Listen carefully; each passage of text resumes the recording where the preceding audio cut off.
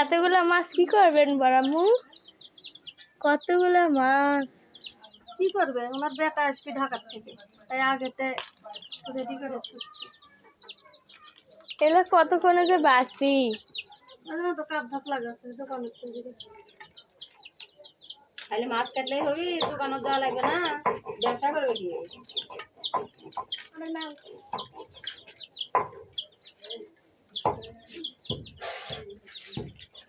বাপ নাই, বাপ নাই, খাইল বুঝবে না।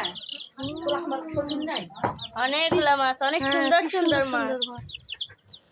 মলা মাছ, মলা মাছ, মলা মাছ।